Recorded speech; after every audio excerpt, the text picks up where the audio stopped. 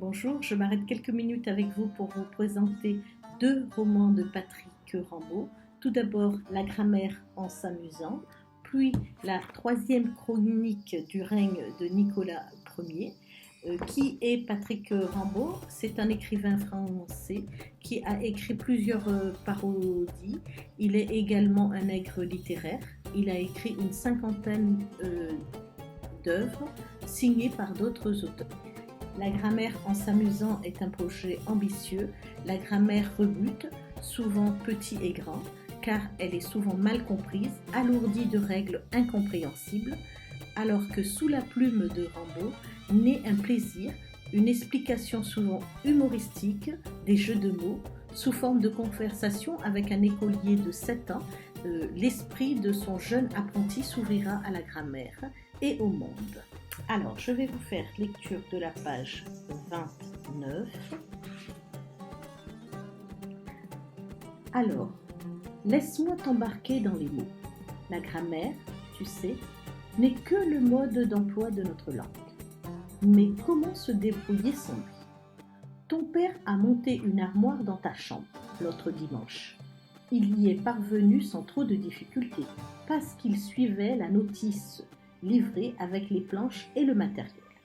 Une méthode pour visser les étagères, placer les charnières, ajuster les tiroirs. Pareillement, la grammaire t'explique l'art de lire et d'écrire. Elle te donne l'ensemble des règles qui décrivent les meilleures manières de se servir des sons, des lettres, des mots et des phrases. Et comment les agencer, comment les visser ensemble. En vérité, la grammaire est ce qui manque aux chimpanzés pour comprendre ce qui les entoure. Nous avons 98% de gènes communs avec ces animaux. Intéressons-nous aux 2% qui nous éloignent d'eux. Maintenant, installe-toi comme au spectacle, chenapan, et tiens-toi tranquille. Je vais te raconter les aventures de la grammaire. Voilà, c'est ainsi durant tout le livre où il va donc s'amuser. 108 chapitres qui nous est offert dès la 4e de couverture. Pourquoi la grammaire nous éloigne du chimpanzé?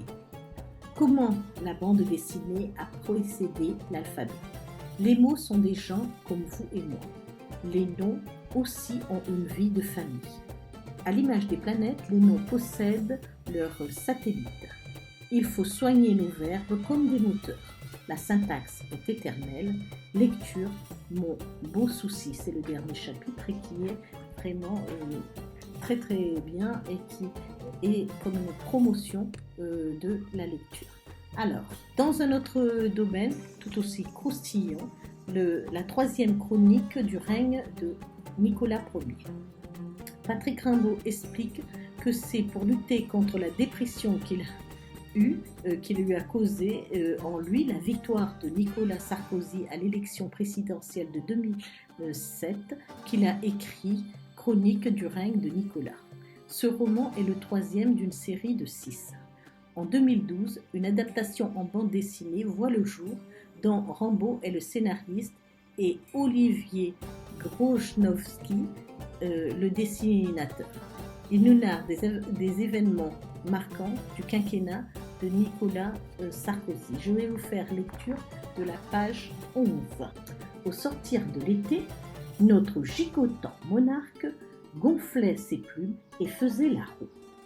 L'an 2008 fortifiait ses appétits de pouvoir solitaire et il croyait étinceler aux yeux du monde entier, car il présidait pour 6 mois l'Union des royaumes européens qu'il ne se privait point de bousculer, méprisant ces nations coagulées par l'intérêt qu'ils n'avaient pas la même vitalité, les mêmes envies ni la même langue. Sans prévenir personne, ainsi qu'il s'y était habitué à domicile, le prince avait donc sacrifié une part de ses vacances au Cap-Nègre pour courir au nom de l'Europe, Pékin, à Damas, Moscou, Tbilissi, partout jouant le surempereur providentiel, partout se haussant du plastron, dont cette sorte d'insolence qui a plus fait détester les tyrans que leur tyrannie. Notre leader survolté avait décidé que ses actions seraient désormais historiques.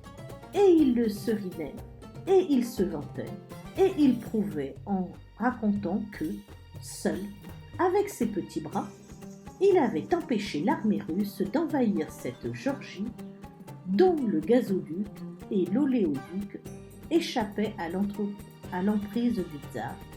Il se prit alors pour ce valeureux chinois en chemisette blanche, lequel arrêta en sautillant une colonne de blindés qui partait écrabouiller les étudiants sur la place Tiananmen 20 ans plus tôt.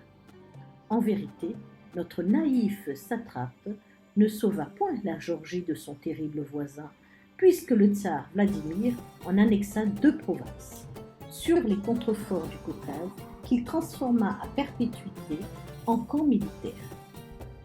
Tbilissi, la capitale, restait à portée de canon. Il sourit à la multitude de périphrases nommant Nicolas Sarkozy, notre bien-aimé monarque, son efficace majesté, notre bouillon leader, notre stupéfait souverain, notre prince, notre maître, et j'en passe encore. Le style parodie les mémoires de Saint-Simon. Saint-Simon, c'est ce duc du roi Soleil qui se moque des courtisans et de la vie à la cour de Versailles. Une émotion avec Patrick Rambaud, c'est l'amusement. On s'amuse avec lui, il s'amuse de nous, le sourire ne nous quitte pas en sa compagnie. Bonne lecture à vous et à bientôt.